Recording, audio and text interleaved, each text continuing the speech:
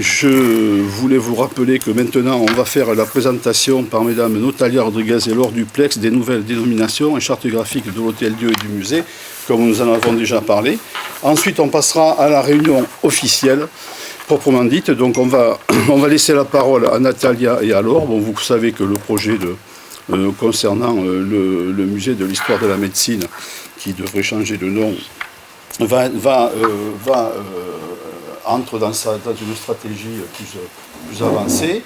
On va avoir demain, par exemple, une réunion avec il y aura le sous-préfet, avec la DRAC, etc., qui viennent pour visiter le bâtiment, pour voir ce que l'on peut en faire en plus, enfin, au-delà de tout ce qu'on a proposé, en particulier pour la sécurité, pour l'accès handicapés, pour la protection électrique et tout ça. Donc c'est quand même un dossier qui est suivi. L'autre jour, on a reçu M. Gravier. Alors, M. Gravier, c'est le directeur du CDT, c'est le comité départemental du tourisme, qui nous a fait part, on nous a présenté le dossier, il nous a fait part de son contentement par rapport à ça. Il était très enthousiaste.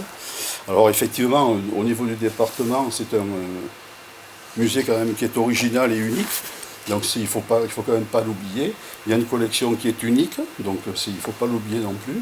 Donc pour la mettre en valeur, il faut faire des choses, il faut faire des investissements. Donc c'est ce qu'on a prévu de faire, tout en gardant évidemment l'œil sur les subventions qui doivent nous être attribuées. Donc demain, ça fait partie aussi d'une marche par rapport à ça pour qu'on puisse obtenir le plus de subventions possible. Il faut savoir que tout le monde, ceux à qui on a présenté systématiquement, ont trouvé le projet abouti et le projet très intéressant et ce projet-là, il doit nous amener une certaine dynamique par rapport à ce musée parce qu'il y en a besoin. Donc je vais laisser la parole à Natalia. Je reviens vite fait sur ce que je vous ai déjà présenté, peut-être que vous l'avez oublié, ou en tout cas c'est un petit peu loin maintenant. Nous avons l'opportunité d'avoir deux entités pour un projet d'envergure, de créer une identité de marque sur des valeurs et les valeurs du projet et sa charte graphique qui va l'accompagner. Cette stratégie a été mise en place lors d'ateliers collaboratifs dont je vous ai déjà parlé pour réfléchir ensemble avec l'équipe du groupe de travail concernant cette opportunité d'avoir une identité de lieu et une identité concernant le musée.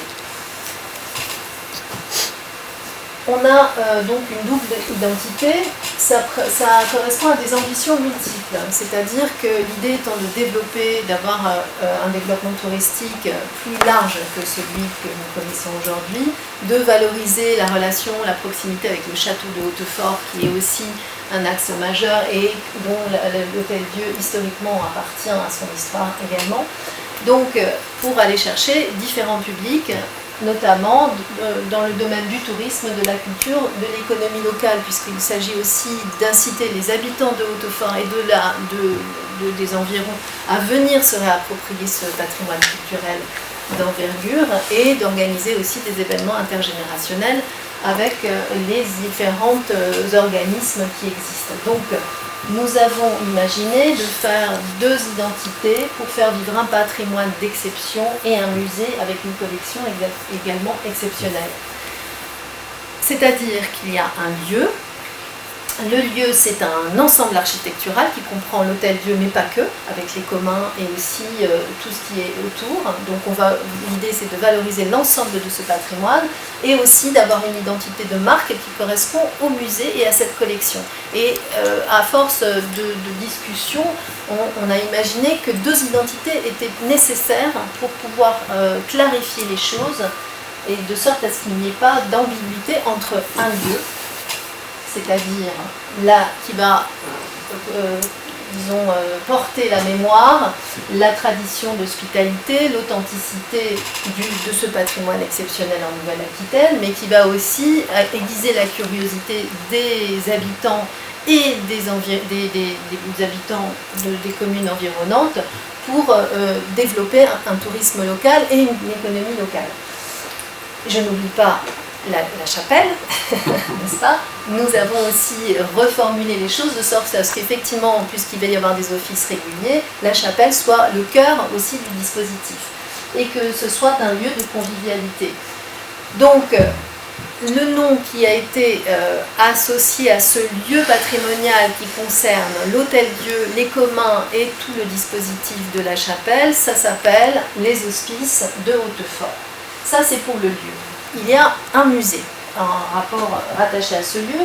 Ce musée, eh bien, vous avez souhaité lui donner un autre nom parce que, effectivement, musée d'histoire de la médecine, c'est pas très vendeur aujourd'hui, ça peut démotiver un certain nombre de gens, notamment les plus jeunes. Donc, l'idée étant de construire une mise en perspective historique, bien entendu, mais garder quand même quelque chose de contemporain. De devenir un équipement de référence en Nouvelle-Aquitaine, ça veut dire qu'à terme, dans les 10 ans à venir, obtenir un label Musée de France, ça serait dans l'aboutissement d'une stratégie. Il faut toujours avoir une ambition à long terme, court, moyen et long terme, de trouver une synergie avec le château et d'avoir un rayonnement qui permette d'avoir une prospérité au niveau de la région, à l'échelle régionale, mais aussi à l'échelle nationale, voire internationale, et donc d'attirer des touristes internationaux. Les 4 piliers, c'est donc l'architecture qui est un élément phare dont on va s'inspirer sur toute la muséographie, notamment sur des motifs, le motif à claire-voie, le centre avec la croix grecque, le territoire et la mémoire, je vais vite, la découverte et les sciences, parce que la médecine c'est une chose, mais la notion de découverte c'est aussi ce qui me paraissait important pour pouvoir aller un peu plus loin. Et la transmission, parce que le musée raconte des histoires intimes et avec de la chair et du sang. Donc, les oppositions complémentaires, ça c'est notre fil conducteur, le visible et le caché pour reprendre le motif de la claire-voie, ça c'est un élément, c'est un fil conducteur, le sacré et le profane, parce qu'effectivement nous avons une chapelle qui est en activité et nous avons un musée, donc un bâtiment culturel qui complète cette offre, le passé et le présent évidemment. Donc voilà notre promesse, c'est faire de cette visite une expérience unique, faite de découvertes et de curiosité, où les secrets des grandes avancées médicales côtoient un édifice d'exception, que l'on va appeler le MUDEM. Donc le MUDEM, c'est le musée des découvertes médicales, parce que pour qu'on puisse avoir la notion de curiosité dans le mot découverte, c'est un musée. Parce qu'effectivement, si l'objectif et l'ambition, c'est d'obtenir le label Musée de France, il faut que le terme musée reste, qu'on puisse le garder, même si on ne le met pas en avant forcément pour ne pas disons, démotiver les gens de venir, et les découvertes médicales, parce que quand même on a une collection de médicales exceptionnelle.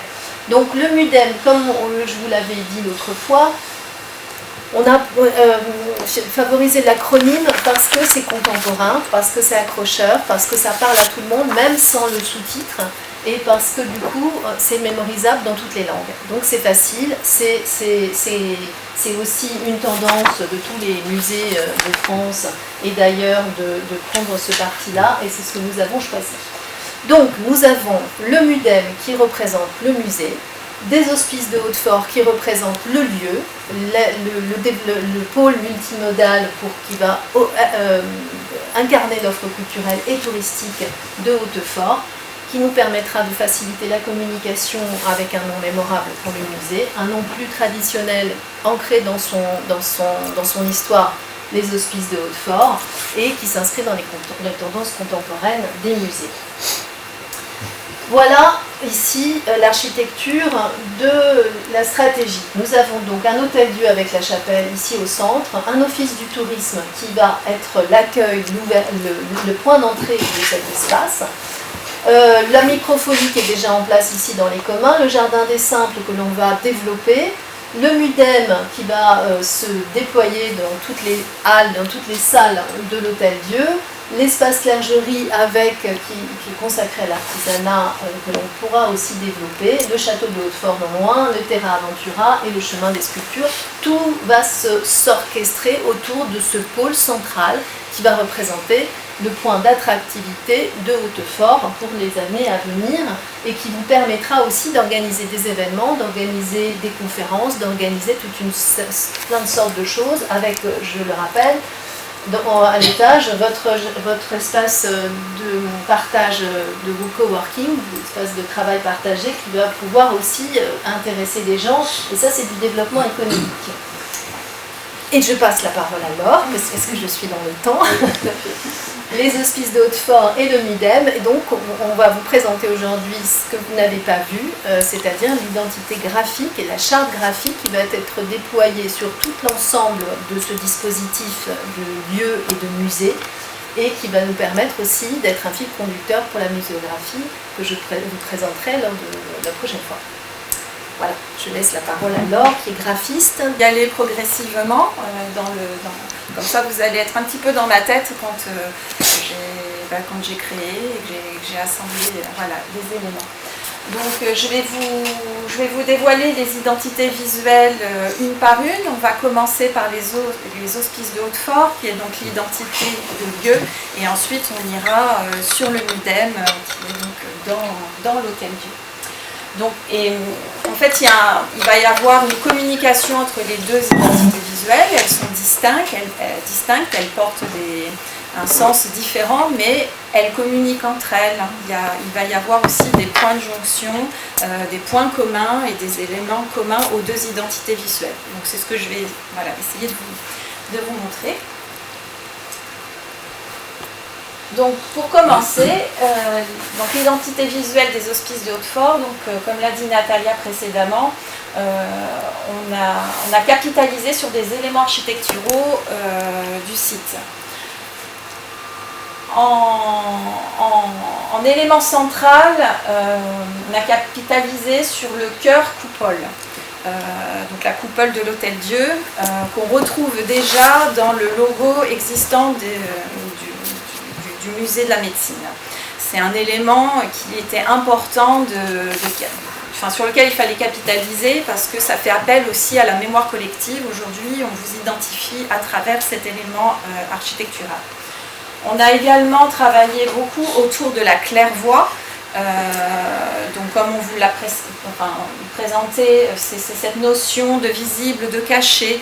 On est dans un musée où il y aura des découvertes, donc en effet il y a cette sensation de passer de l'obscur à la clarté, de révéler des informations. Donc c'est vraiment notre fil rouge à la fois sur la scénographie mais aussi sur le travail de recherche au niveau de l'identité visuelle.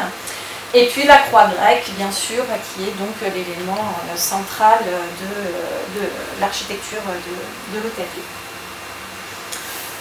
Donc une identité visuelle, elle est structurée de plusieurs éléments.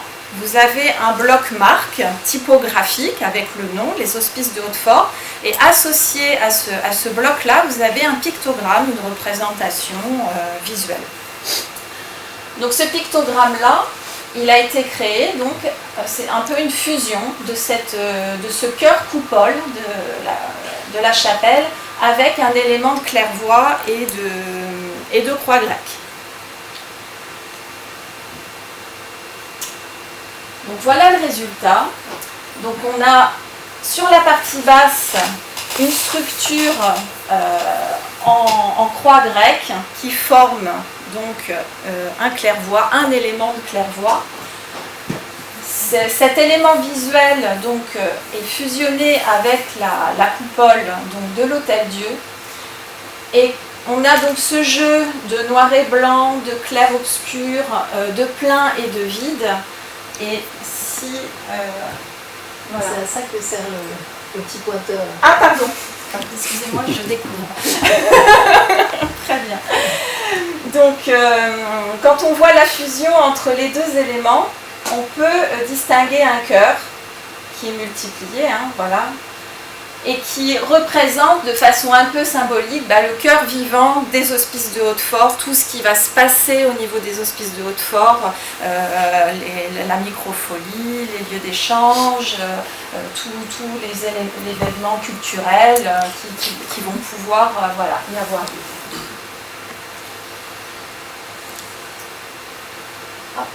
Donc là, on l'a dans un autre contraste de couleurs. Ensuite, le deuxième bloc d'une identité visuelle, donc, c'est sa typographie. Donc là, je vous ai fait un zoom sur les lettres. Après, je vais vous dévoiler l'identité complète. Mais c'est pour que vous puissiez comprendre un petit peu pourquoi ce choix typographique. Donc on veut mettre en valeur une architecture d'exception. Donc il y avait ce côté patrimoine, tradition, sur lequel il fallait vraiment capitaliser et révéler. Et en même temps, c'est un lieu moderne qui est très ancré dans le présent. Donc on a atténué un petit peu des empattements de lettres, ce qu'on appelle des garaldes, qu'on peut retrouver sur des lettres très traditionnelles, et on les a arrondies volontairement pour accentuer notamment la notion de modernité, mais aussi d'hospitalité, qui est donc l'ADN du lieu, ce côté chaleureux et hospitalier. Et puis vous pouvez voir que les lettres sont légèrement entaillées. Il y a donc des petites fentes qui viennent, des petites fentes rondes, parce qu'on est dans quelque chose d'accueillant, et qui reprend cette notion de claire-voie, de clair et d'obscur. Donc on a vraiment aussi tiré le fil jusque-là dans le travail de la typographie.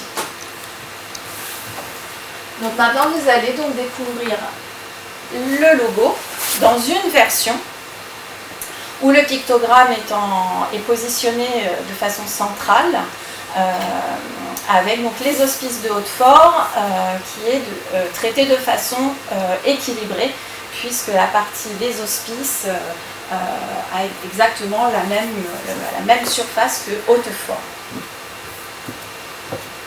Vous l'avez dans une version contrastée. Donc au niveau de la palette chromatique, on est parti aussi du patrimoine. Donc vous allez retrouver un gris bleuté qui fait appel aux ardoises de la coupole. Vous avez l'or, donc qui souligne le caractère exceptionnel du lieu, mais qui fait aussi appel à l'or du Périgord, parce que c'est quand même un lieu touristique majeur, et que l'Office du tourisme est implanté au cœur de l'Hôtel-Dieu.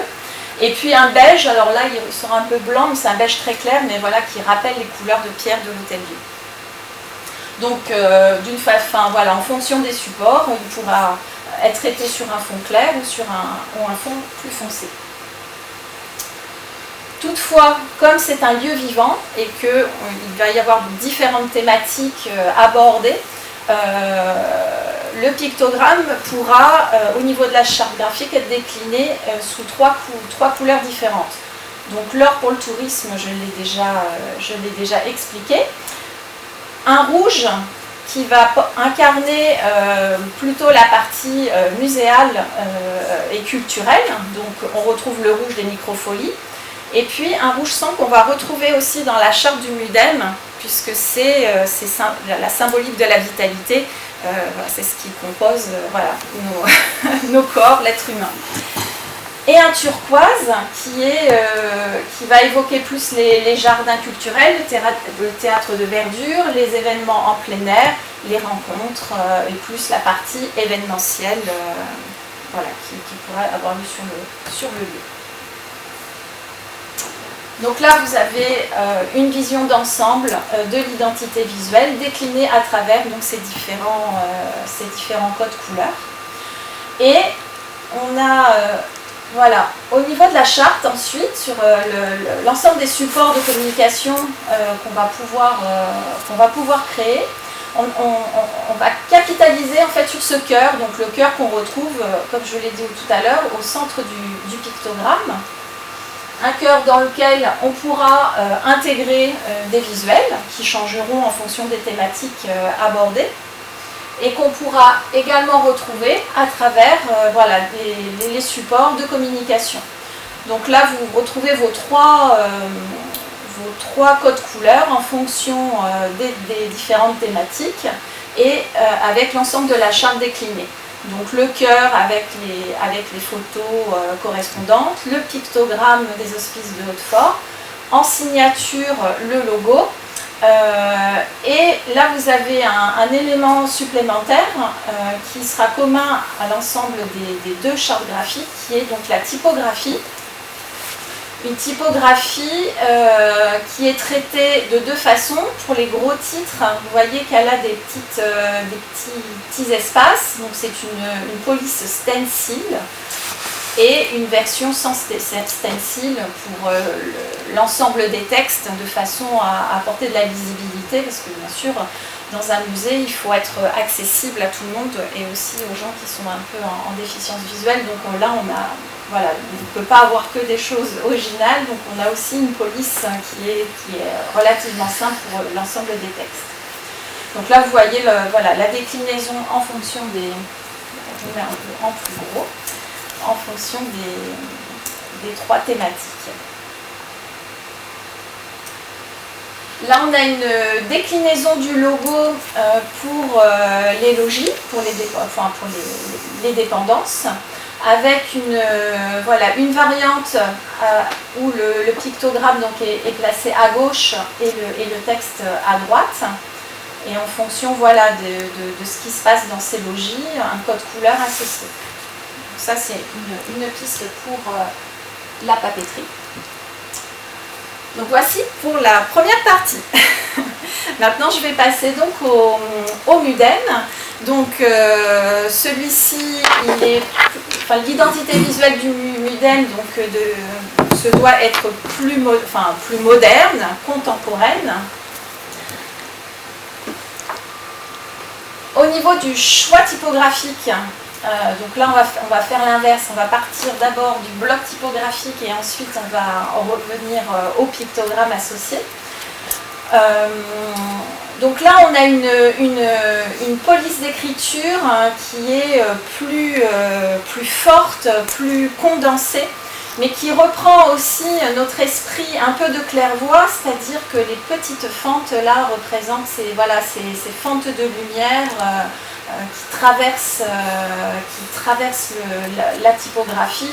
Voilà, elle devient presque une clairvoie textuelle. Donc on tisse vraiment toujours on tire le fil de cette idée de clairvoie, mais sous une autre forme.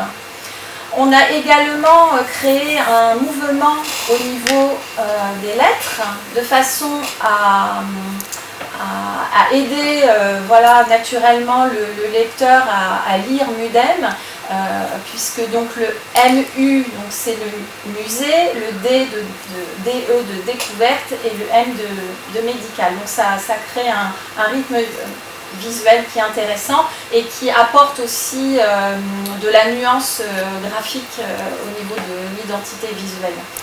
On a moins un effet de masse. Donc là on retrouve la typographie que vous avez vue précédemment dans les bannières pour expliquer ce que c'est Muden, parce que Muden voilà, c'est un acronyme, mais à un moment donné il faut quand même donner sa signification. Et donc là on retrouve la même typo que dans l'ensemble de la charte. Et pour finir, donc on y a associé un pictogramme. Donc quand au tout début je vous disais qu'il y avait une relation entre les deux identités visuelles, en fait, donc le pictogramme du Muden, c'est celui-ci, et c'est le négatif de celui de la clairvoie des hospices de Hautefort. Les deux pictos s'emboîtent en fait, comme un jeu. Et donc on a un traitement qui est plus moderne et qui donc s'harmonise bien avec la typographie du Muden. Et on retrouve le rouge, le code couleur rouge sang, qui apporte cette vitalité et aussi ce contraste. Donc voici l'identité du musée des découvertes médicales de Hautefort.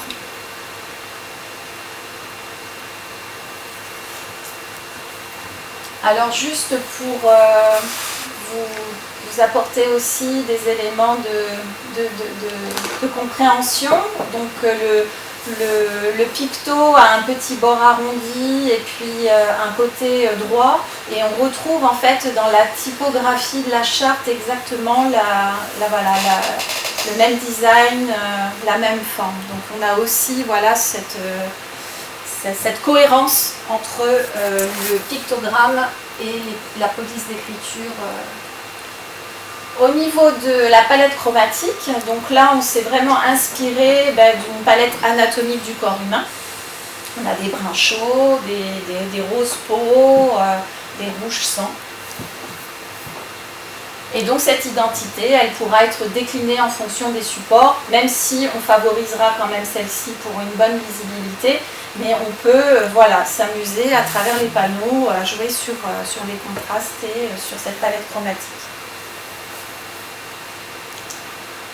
Donc là, c'est la police d'écriture dont je vous parlais tout à l'heure, donc la partie stencil pour les gros titres, et puis la partie sans stencil pour le texte. Donc là, vous voyez la complémentarité. Donc oui, là, en fait, ce que je suis en train de vous montrer, c'est les points communs entre les deux identités visuelles. Donc la police d'écriture, un pictogramme qui communique et qui dialogue. Et enfin, on est allé au bout de la charte en créant un motif à partir du H de Hautefort, qui est un H important puisque c'est le H de Hôtel-Dieu, c'est le H de Histoire, c'est le H de Humanité. Enfin, ce H, il est quand même assez central. Et donc ce H, on s'est amusé, on l'a incliné, on l'a dupliqué, on en a fait une croix grecque, et puis on en a fait un clairvoie. Voilà. Et donc ça crée une texture, ça crée voilà, un jeu de lettres motifs, et qui pourra être décliné à travers les panneaux au niveau de la scénographie du musée. Voilà pour la présentation. Donc on va reprendre l'ordre du jour. Alors l'approbation du PV du 19 janvier 2026, je pense que vous l'avez reçu en son temps. Vous l'avez regardé. Est-ce qu'il y a des modifications ou des erreurs ou qu'il y aurait pu y avoir? Non, on l'approuve, il n'y a pas de problème. Donc merci. Alors, Élodie, à qui je demande d'être secrétaire de séance comme d'habitude, et je la remercie très sincèrement d'être là ce soir. Ensuite, on va passer à culture, donc validation des nouvelles dénominations et des chartes graphiques de l'Hôtel-Dieu, du musée et des logis. Donc évidemment, la présentation qu'on vient de vous faire, il faut qu'on la valide, si vous êtes d'accord, bien sûr. Donc voilà, je voulais savoir si vous aviez des questions, et si on en avait déjà parlé un petit peu, on avait fait, voilà. Donc s'il n'y a pas de questions, on va passer, si vous voulez, au vote.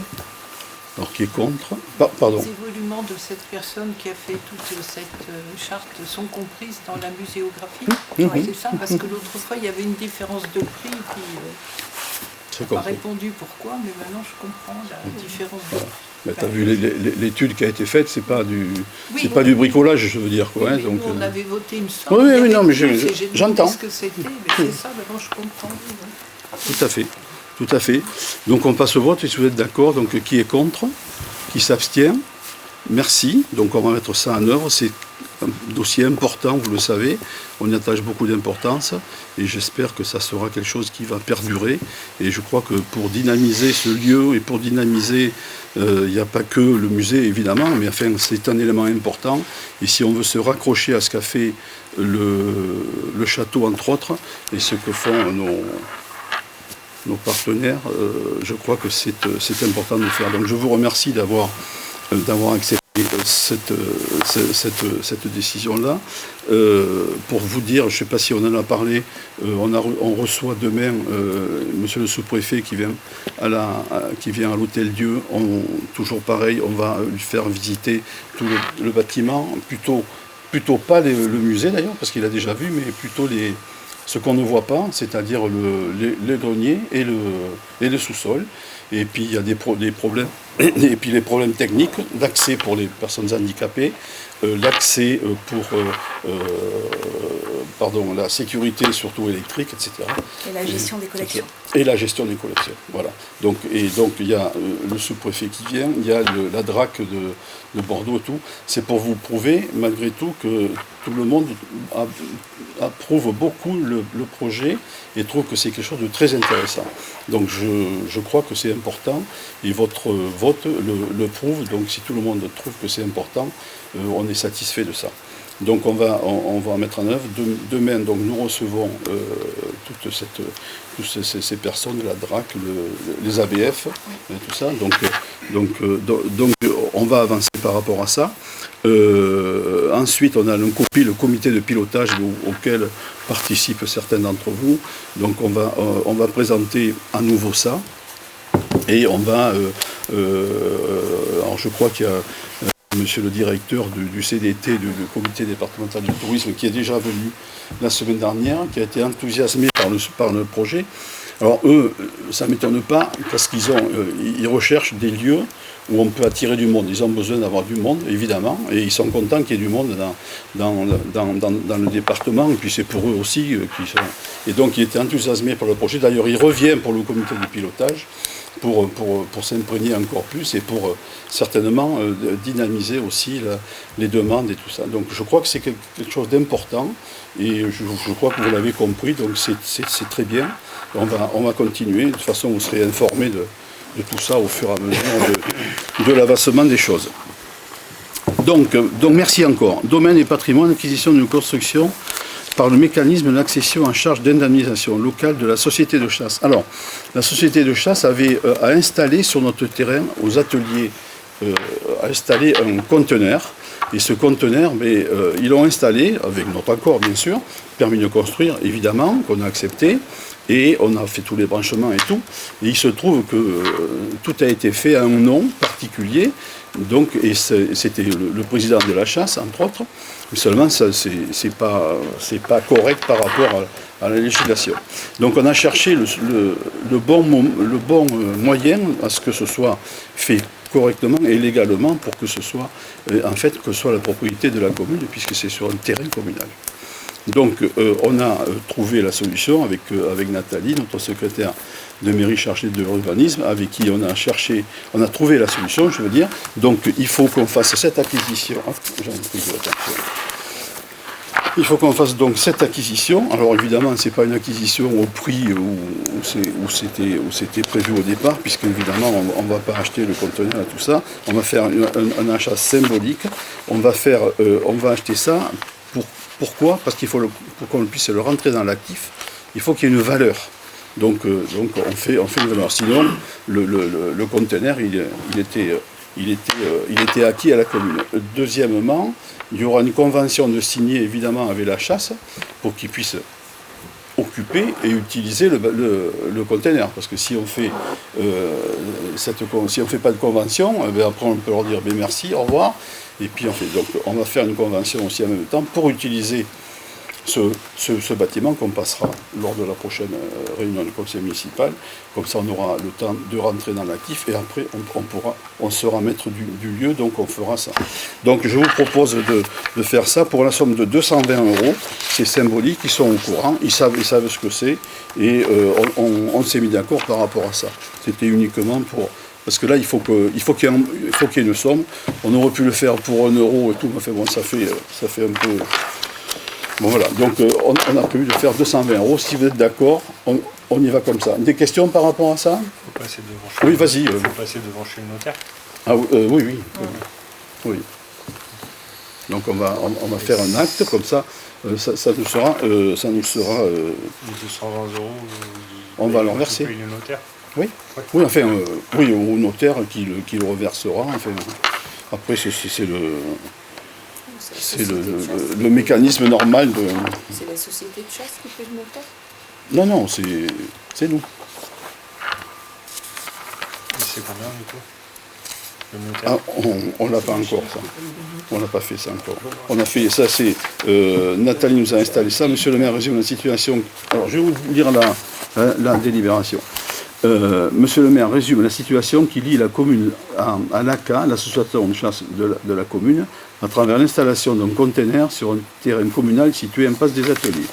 Le conteneur étant installé sur un terrain communal, il est juridiquement présumé appartenir à la commune en vertu des articles 552 et 553 du Code civil qui précisent que la propriété du sol emporte la propriété du dessus et du dessous.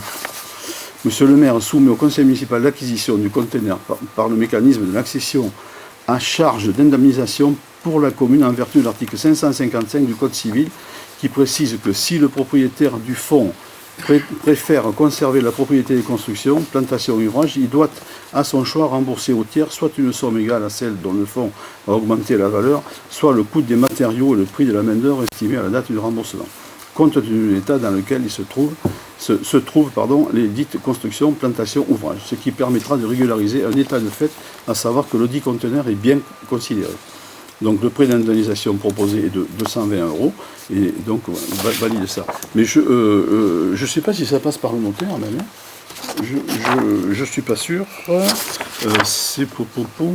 Monsieur le maire résume la situation, donc c'est la même chose. Je ne suis pas sûr que ça passe par le notaire. Là. De toute façon, on vous le dira à la prochaine réunion, puisqu'il faut après, s'il faut que ça passe par le notaire, il faut que ça... La conservation des hypothèques à mine. Oui. Pour l'enregistrement. Ouais, oui. Et en général, c'est... Oui, parce que comme ça rentre en actif, il faut... C'est ça. Voilà. Voilà. Ok. Par rapport à ça, pas de problème? Pas d'autres questions? C'est bon? Pas de contre? Pas d'abstention? Merci. Ensuite, réglementation relative au nombre d'autorisations de stationnement, taxi au droit de stationner. Alors, on a des artisans de taxi qui nous demandent des emplacements, et il y a une réglementation qui existe, parce qu'il faut faire attention à ça aussi. C'est réglementation au nombre d'autorisations de stationnement. Donc, on a deux demandes actuellement. Il y en a un qui est installé qui a une autorisation de stationner depuis très très longtemps. Je ne sais plus la date, mais il s'appelle... Est-ce qu'elle m'a mis le nom? Je ne sais plus. Là. Non, c'est pas ça. C'était les modèles. C'était ces modèles. Oui, c'était le modèle, ça. Oui, effectivement, c'est pas ça. Donc c'est un monsieur. Alors, il a changé. Ça fait très longtemps. Moi, je ne le connais même pas. Et il demande cet emplacement. Il renouvelle tous les ans, je crois, ou quelque chose comme ça. Et puis donc on lui a accepté depuis toujours. Mais ça nous fait du travail et tout ça. Et normalement, on doit avoir un droit de place par rapport à ça. Donc on va un droit de stationner plutôt. C'est le nom exact. Donc le second, ce que je ne vous ai pas dit, c'est Maxime Paulet, qui habite à La Boïja, qui s'est installé, ça fait un an, qui fait artisan de taxi, et qui nous avait demandé aussi un emplacement pour ça. Donc c'est une espèce de redevance, puisqu'on leur donne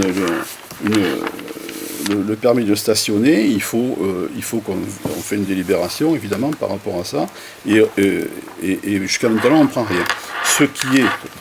Ce qui est pas trop normal, puisqu'on a retrouvé des textes qui nous donnent cette obligation à avoir un droit de stationnement et éventuellement une redevance d'occupation. Alors je trouve que c'est symbolique, mais il faut pas que on prend pour les food trucks qui viennent, par exemple, on prend une cotisation, c'est combien on a dit? Je ne me souviens pas, c'est 100... C'est un peu plus de 100 €. C'est un peu plus de 100 €. Pour l'année complète avec l'électricité. Voilà, mais pour l'année, mais eux, ils prennent de l'électricité, pas tous, mais ils prennent. Bon, voilà. Donc moi, ce que je vous propose, c'est qu'on réglemente le nombre d'autorisations à 2, puisqu'il y en a 2, on ne va pas multiplier non plus les choses, et qu'on demande une cotisation annuelle de 50 € si vous êtes d'accord. C'est symbolique. C'est 50 €, mais au moins chacun paye son droit de stationnement comme les autres et comme ça doit être. D'accord? Des questions? Non? Pas de problème? On vote? Il stationne où? Ouais. Voilà. Il stationne où? Ah ben, normalement sur la place du Marquis. Sur la place du Marquis, là. Ah bon? C'est comme ça. Mais jamais tu les vois. Hein. Mais non. C'est un peu curieux comme chose, mais moi, le premier qui est là, moi je ne l'ai jamais vu, hein. Ça fait des années qu'il vient. Là, ils ont changé le nom, puisqu'ils ont créé une société. Mais après... au niveau de la signalétique, on sera obligé de mettre un non, panneau. On a 25 appels à des prix. Non, me semble pas ça. Vous êtes d'accord? Ouais, pas de contre? Pas d'abstention? Allez, merci. Provision pour charge 2026 et régularisation. Alors ça, ce sont pour les loyers communaux. La dernière fois, on a fait la révision des loyers, c'est ça. Et là, on fait la révision des charges. Enfin, c'est pas la révision, c'est surtout le calcul. On peut appeler ça comme on veut, mais c'est le calcul des charges pour toute l'année concernant les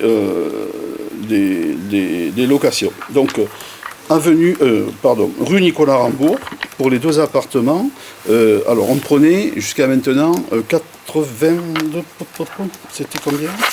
C'était 150 € par mois et par locataire.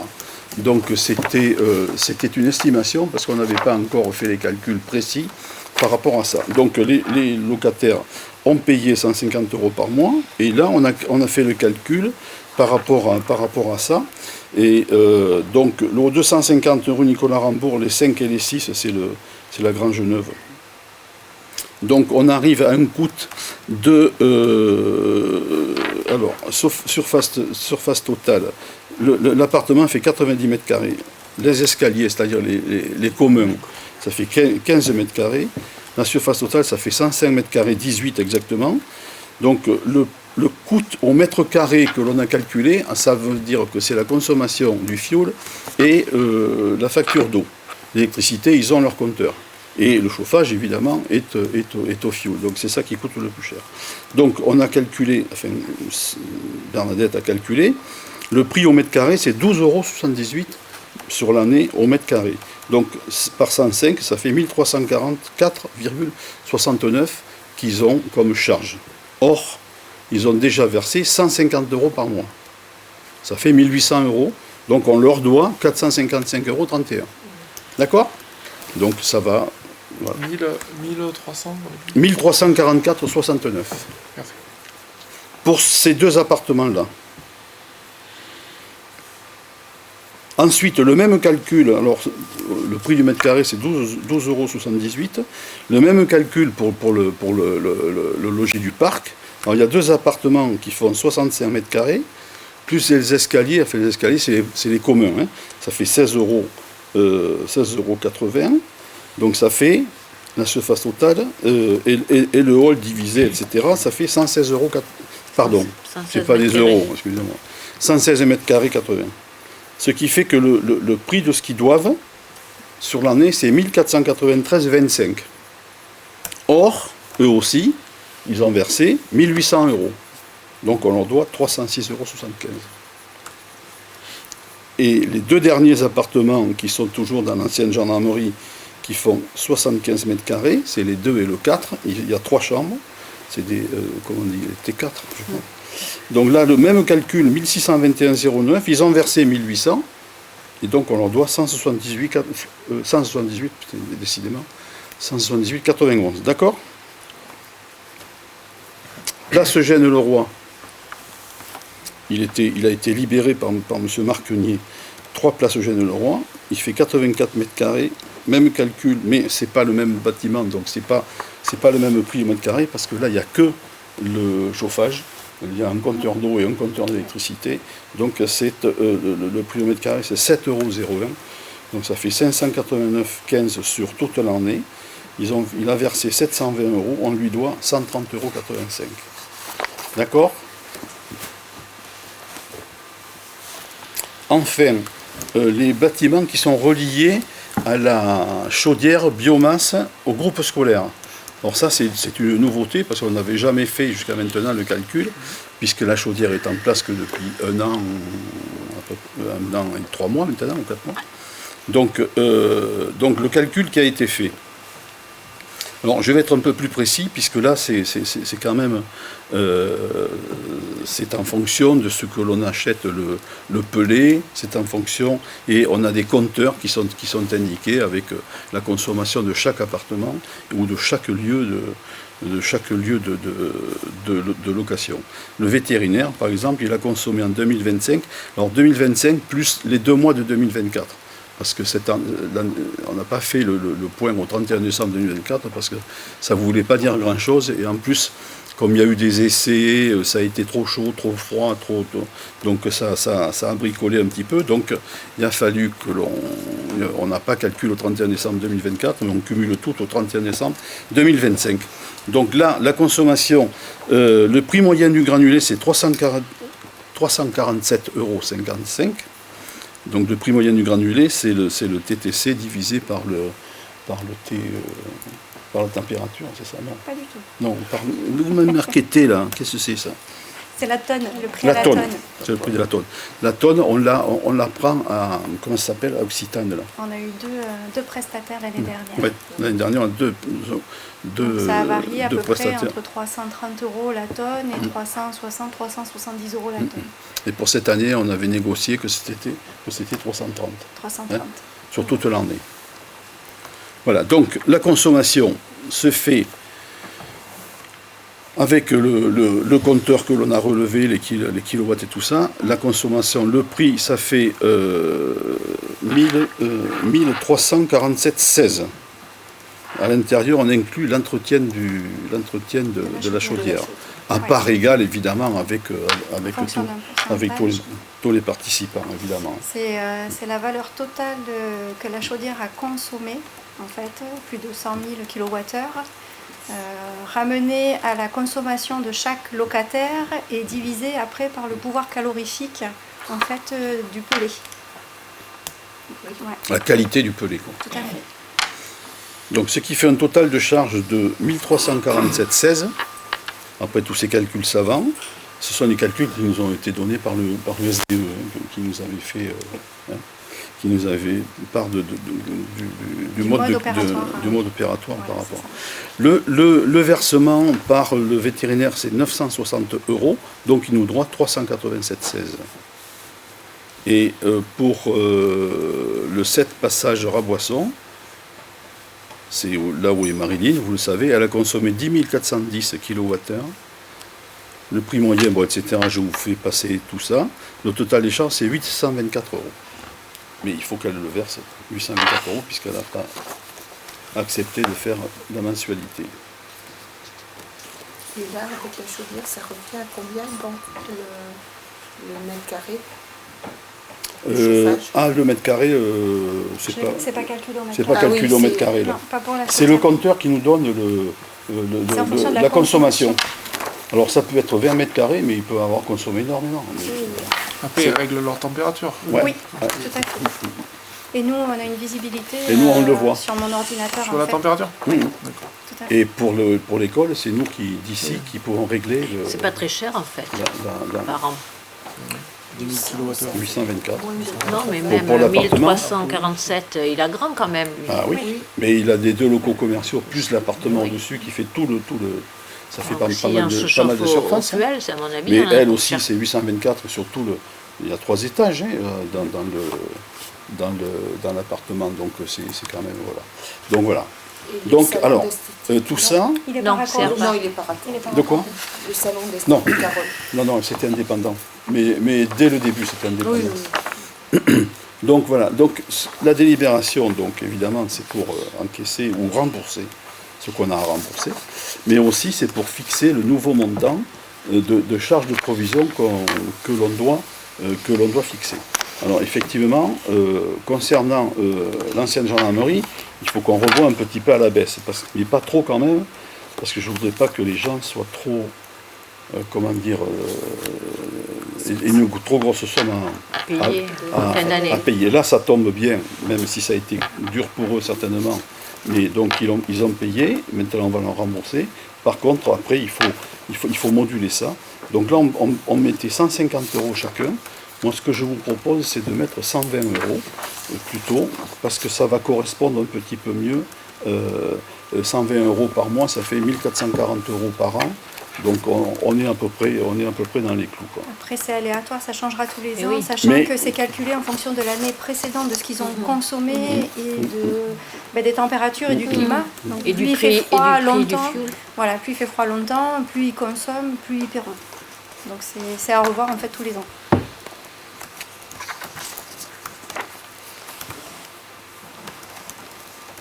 D'accord? On y va comme ça? Ça, c'était l'année dernière, ça. Pour comparer. Ouais. Oui, parce que là, l'année dernière, c'était pour comparer un petit peu. C'est intéressant aussi, hein, parce que pourquoi on avait pris 150 €?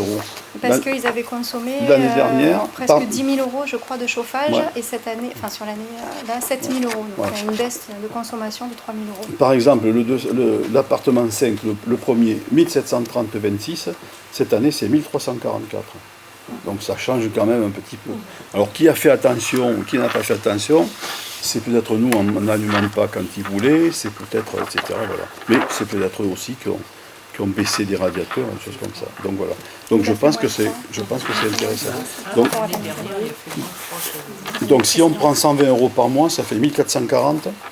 Bon, je pense que là, on est à 1344 cette année, on était à 1730, si on fait la moyenne, ça fait 1500 à peu près. On n'est pas loin, quoi. Donc voilà. Qu'est-ce que vous en pensez? Il faudra pour les autres logements aussi. Ouais. Alors ça, ce sont les logements. Les logements rue Nicolas Rambourg, ce sont les deux. Là, c'est pareil. Là, ils ont fait... non, c'est celle-là. Là, ils ont fait... Ouais, mais c'est pareil. On peut aller à 120 aussi, pareil. Hein. Toutes. Hein? Qu'est-ce que vous en pensez? 120, bon, ça me paraît correct. Ça baisse déjà pour eux. Mais enfin, c'est pas une raison non plus, parce qu'il ne faut pas qu'ils se retrouvent à la fin à devoir des sommes trop importantes qu'ils ne seraient pas Il va les gêner. trop capables de payer. Je comprends bien que leur situation n'est pas toujours... bon, donc ce que je vous propose, c'est ça, c'est 120 € pour les deux premiers logements dans la Grande Genève. C'est 250 rue Nicolas Rambourg. Au 300 rue Nicolas Rambourg, c'est 120 € aussi. Par contre, ce qui se passe aux places Eugène Leroy, on reste pareil parce que c'était 60 €, c'était 720 €. Donc je pense que c'est correct. Vous savez que ce logement, enfin, je ne vais pas vous l'apprendre puisque vous avez dû en entendre parler, il a été repris, je l'ai mis à disposition en urgence à monsieur et madame Chartrain qui ont été dans la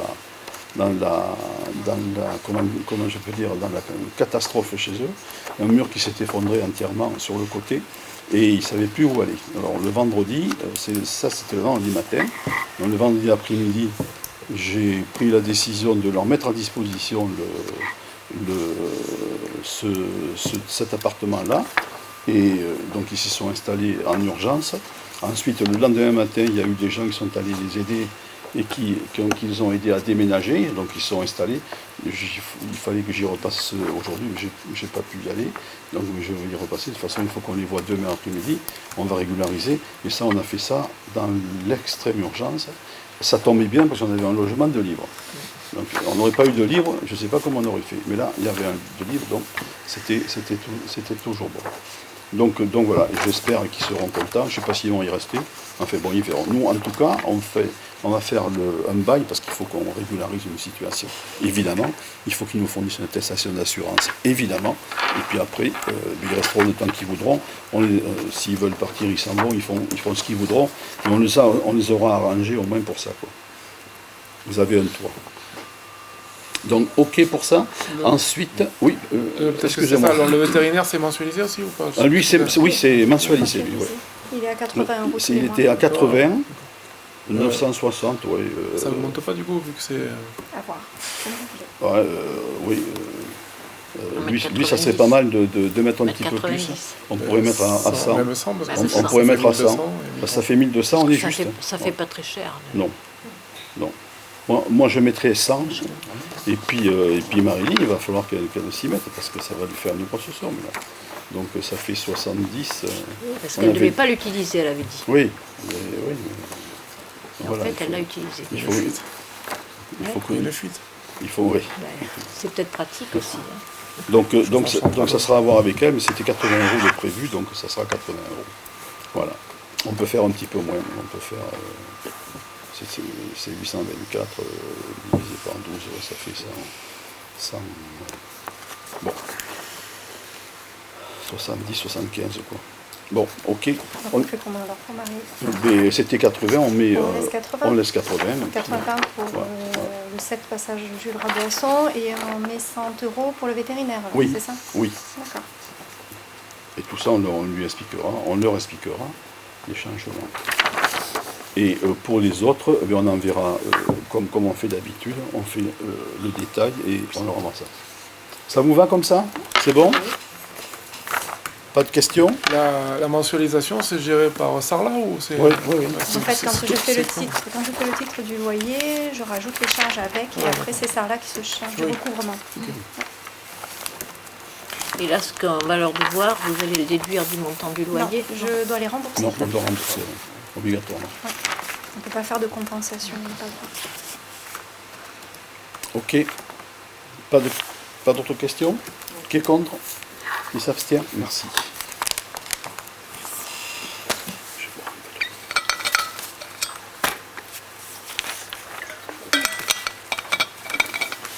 Ensuite, la Chartreuse. Alors, on vous a dit la dernière fois qu'on avait modifié notre façon de faire par rapport au linge de lit pour les locations. L'année dernière, on avait pris Clairvivre, pour ne pas les nommer, et on avait acheté le matériel. Et acheter le matériel, donc on l'avait stocké, donc on a fait ça, mais le coût de revient global était quand même trop important. Donc trop important, c'était leur prestation, on ne discute pas ça. Mais la façon on avait fait ça un peu dans l'urgence aussi, il faut dire. Donc cette année, on a décidé on en a déjà parlé, on a décidé de voir avec des prestataires qui fournissent en même temps le linge. Donc on a discuté, on a choisi Elis, qui avait fait une bonne proposition. Donc eux, ils fournissent le linge, ils viennent le chercher, ils le ramènent, on le stocke et tout ça, et on a trois séries d'avance, c'est ça, donc ça permet il faut le stocker, mais enfin bon, c'est pas grave, et puis voilà. Et ça nous coûte moins, et ça nous coûtera globalement moins cher que ça. Et vous savez, la dernière fois, on avait pris une délibération, on a revendu le linge à l'amicale laïque de Montignac, et qui est venu d'ailleurs le récupérer, et ça nous a débarrasser tout ça. Alors maintenant, on fait on va travailler avec Elis, comme on vous l'avait dit, comme on l'avait décidé. Maintenant, ils nous fournissent du linge, et ce que l'on peut faire, si vous êtes d'accord, c'est de le mettre à disposition pour les locataires. C'est-à-dire que c'est demandé assez souvent, puisqu'aujourd'hui même, il y a des gens qui sont venus visiter la Chartreuse et qui ont posé la question plutôt, est-ce que vous louez du linge? On n'avait pas décidé, on attendait ce soir, donc c'est quand même un service qu'on peut apporter. Donc ça a un coût, parce que pour nous ça a un coût, et il faut qu'on le répercute quand même. On va pas le faire gratuitement. Donc la housse de couette, alors je vais parler matériel de lit, mais bon, c'est comme ça. Hein. Housse de couette, ce que l'on paye nous, hors taxe, la housse de couette c'est 2,62, le drap plat 1,19, la thé d'oreiller 0,52 et la couette 5,80. Alors évidemment, on va arrondir un petit peu, parce qu'autrement, ce que je vous propose, c'est la housse de couette 3 €, le drap plat 1,50, la thé d'oreiller 0,50 et la couette 6 €. Alors au lieu de 10, 13 au total, ça fait 11 € hors taxe, si jamais on prend tout. Voilà, donc ça fera dans les 13 € à peu près puisqu'il y a la TVA après à appliquer dessus. Voilà, qu'est-ce que vous en pensez? Je pense qu'il faudrait rendre la location des draps obligatoire. Oui, non, mais pourquoi pas? Habitué d'une location d'une pourquoi maison, pas Je sais que c'est une maison qui est louée sans drap, Ouais. que les gens doivent apporter les draps. Et des fois, quand j'ai la location, la première chose à faire, c'est d'aller laver les couettes. Ouais. Donc, si vous voulez garder les couettes propres, je pense qu'il faut inclure ça dans Ça la serait pas mal, location effectivement. et ne pas laisser le choix de... On va voir comment ça marche dans la première année. Parce que là, on découvre aussi, donc on va voir comment. Mais on a des Moi, j'ai demandes. découvert aussi. D'ailleurs, mais je te dis, aujourd'hui, c'est ce matin. Aujourd'hui, elle a fait visiter la Chartreuse. Ça a été demandé encore, donc effectivement, souvent. Mais effectivement, les gens, ils veulent pas s'embêter. Et les couettes sont nettoyées à chaque passage. Alors actuellement pour cette année, j'ai négocié un tarif de couette à 5,80 € 80. hors taxe avec nos couettes. Par contre, Ah oui. c'est exceptionnel pour cette année parce qu'on a les couettes. Mais si on continue avec le prestataire l'année prochaine, ce sera leur couette à eux et le prix sera 2 fois plus cher. Parce qu'après, ils ne prennent pas de linge en fait extérieur au leur pour éviter tout mélange. En sachant que quand on loue la Chartreuse, on ne donne pas de couette aujourd'hui. Non. Les couettes, c'est uniquement. Il n'y a pas de pour, linge de lit C'est actuellement. pour les groupes. C'est que pour les Exactement, groupes pour les scolaires. enfants. Le lit est nu. Pour les actuellement. classes vertes. Voilà. Mais effectivement, ça sera certainement quelque chose qui va falloir développer. Mais on va voir ça, comment ça va marcher. Parce qu'on a déjà des locations quand même pour toute l'année, là. On en a pas mal. Donc, Ça ferait 20. Tu dis combien? 13 €, c'est ça? 11 €? Ouais, ça fera 13 €. 13 S'ils €. prennent tout, 13 €. Là aujourd'hui, on en a pour Un petit 20 peu € plus. la nuitée. À voir. Plus ça. Voilà. Bon, c'est des dortoirs. Hein. Bon, si c'est tarif, d'accord, et puis le mettre à disposition le plus possible, ça serait une bonne chose, quoi. Ouais. Ok. Mais la location, s'ils viennent une semaine, ils ne payent qu'une fois 13 €. Oui. Voilà. Sauf s'ils Donc, veulent qu'on ça- veulent qu'on leur c'est change pas la de- Ça se Ouais. multiplie pas avec la nuitée. Ouais. Mais en général, c'est pas la semaine, hein, c'est le week-end. Oui, enfin, Oui, le oui, week-end, dans mais nos c'est locations qu'une fois dans le week-end. Particulier, c'est ça, surtout. Oui, mais enfin bon. D'accord. On vote? Pas de contre? Pas d'abstention? Merci.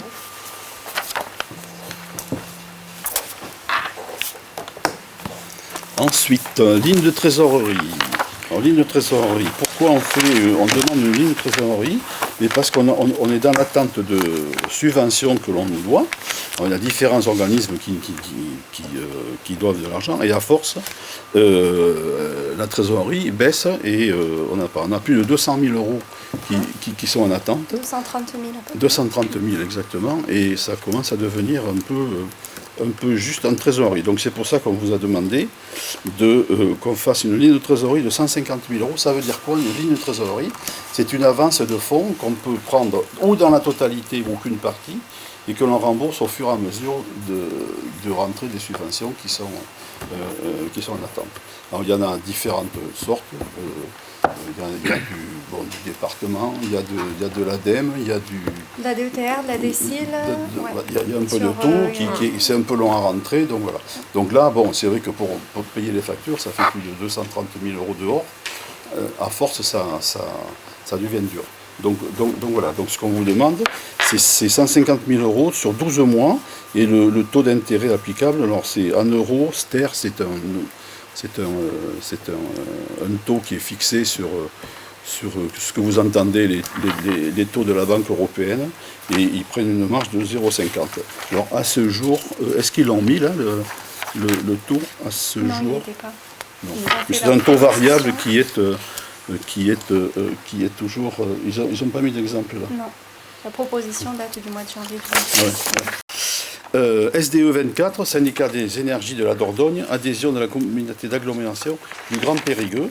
Donc c'est le Grand Périgueux qui transfère au syndicat une compétence à la carte, c'est-à-dire la compétence éclairage public des parcs d'activité. Des parcs d'activité, parce que la communauté d'agglomération est indépendante au niveau éclairage public. Donc là, ils transfèrent que les parcs d'activité. Voilà. Donc nous, c'est un avis qu'on donne. Si on est pour, si on est contre, voilà, il n'y a pas de... Mais je crois que c'est pas une mauvaise chose que le Grand Périgueux aille au SDE 24 aussi, parce qu'ils sont toujours indépendants. Pas de contre, pas d'abstention. Merci. Et alors, modification statutaire au SMAEP du Périgord-Est. Donc ça, c'est notre syndicat d'eau. Donc,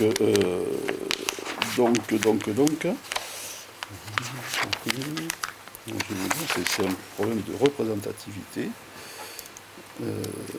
Je vais vous le lire quand même. Je crois qu'il y en a 3 pages. Non, c'est bon. Donc, je vais vous le lire quand même parce que, bon, vous savez que j'attire beaucoup d'importance au syndicat d'eau potable du Périgord-Est, et je crois que c'est important parce que c'est un problème de représentativité. Donc, constitution, donc, alors ça je vous fais grâce, c'est les 37 communes qui sont représentantes au niveau du syndicat. Le périmètre d'intervention, ce sont ces communes-là. Le syndicat a pour objet tout service assurant tout ou partie de la production, du transport, du stockage et de la distribution d'eau destinée à la consommation humaine qui constitue le service d'eau potable. La production d'eau destinée à la consommation humaine comprend tout ou partie du prélèvement, de la protection du point de prélèvement ainsi que du traitement de l'eau brute, conformément à l'article L, etc. Le syndicat a transféré la protection du point de prélèvement au SMDE 24. Le siège d'à Terrasson, bon ça je vous fais grâce, il n'y a pas de changement. Le syndicat est constitué pour une durée limitée, c'est pareil. Administration du syndicat. Le syndicat est administré par un comité syndical composé de délégués élus par les conseils municipaux des communes et ou par les organes délibérants des groupements membres. Vous savez que vous avez 2 délégués au syndicat d'eau potable, c'est Albert et moi. Et je suis vice-président du syndicat. Chaque commune, pourquoi semaine, est représentée au sein du comité syndical par un délégué et un suppléant par tranche de 800 habitants desservis. Chaque groupement membre est représenté à minima par un délégué et un suppléant par commune, puis par un délégué et un suppléant supplémentaire par tranche de 800 habitants. À partir de 4801 habitants, le nombre de délégués est fixé à 7 et 7 suppléants. Alors ça, pourquoi c'est fait? Parce qu'il y a la commune de Terrasson, qui a 6000 et quelques habitants, et qui est surreprésentée par rapport à tout ça, et en plus ils ont, c'est pas une critique, ils ont des délégués, et certains qui ne viennent jamais. Donc on veut un peu rationaliser tout ça, et pour que ce soit un peu plus cohérent par rapport au fonctionnement normal du syndicat, et ça ne va pas gêner du tout. La commune de Terrasson est complètement d'accord, donc il n'y a pas de problème. Voilà, donc le mandat des délégués est lié à celui du conseil municipal ou du conseil communautaire dont ils sont issus. Ce mandat expire lors de l'installation de l'organe délibérant du syndicat. Ça veut dire qu'après le 15 mars, il y aura un nouveau bureau qui sera créé, il y aura un nouveau président qui sera élu, et il y aura un nouveau syndicat créé. Enfin non, le syndicat est créé, mais enfin le syndicat sera revu dans son fonctionnement. Donc le bureau du syndicat, pour la fréquence des réunions, le comité syndical se réunit au moins une fois par semestre. On le fait largement, il n'y a pas de problème. Le bureau du syndicat, dans le respect des dispositions de l'article, le comité syndical élit en son sein un bureau composé de un président, un ou plusieurs vice-présidents, éventuellement d'autres membres. Alors il y a un président, il y a 3 vice-présidents actuellement, en vertu de le code général, bon d'accord, les ressources c'est les taxes sur... voilà, il n'y a pas de... Donc vous avez compris que la nouvelle représentation, chaque commune est représentée au sein du comité syndical par un délégué et un suppléant par tranche de 800 habitants desservis. C'est-à-dire que jusqu'à 800 habitants, c'est un délégué et un suppléant. Chaque groupement membre est représenté à minima par un délégué et un suppléant par commune, puis par un délégué et un suppléant supplémentaire par tranche de 800 habitants. C'est-à-dire que nous, on est au-dessus de 800 habitants, donc on aura 2. Et à partir de 4801, le nombre de délégués est fixé à 7. Délégués et 7 suppléants. Hein, d'accord? Hein, c'est clair? Hein? Pas de questions? Pas de contre? Pas d'abstention? Merci. Alors, l'ordre du jour est terminé. Si quelqu'un veut intervenir, il n'y a pas de problème. Moi, je voulais préciser que dimanche, on fait la remise des prix au concours des maisons fleuries. Donc, il y a 29 inscrits. Si vous souhaitez assister à la remise des prix, comme d'habitude. Pas de problème. C'est à la mairie à 10h30. Très bien. Je remercie M. Rassa d'avoir participé en fait à notre réunion du conseil municipal, qui sera certainement, sauf cas contraire, mais l'avant-dernière de cette mandature. Donc merci d'être venu ce soir, et c'est toujours un plaisir de vous recevoir et de vous voir, parce que vous nous regardez attentivement, donc c'est toujours intéressant. Donc merci M. Rassa, et à notre fois, merci à vous tous, merci au public, puisque jamais on a eu pendant cette mandature autant de monde qui était venu assister à nos réunions. Donc je vous remercie, il doit y avoir un intérêt derrière. Merci et bonne soirée à tous.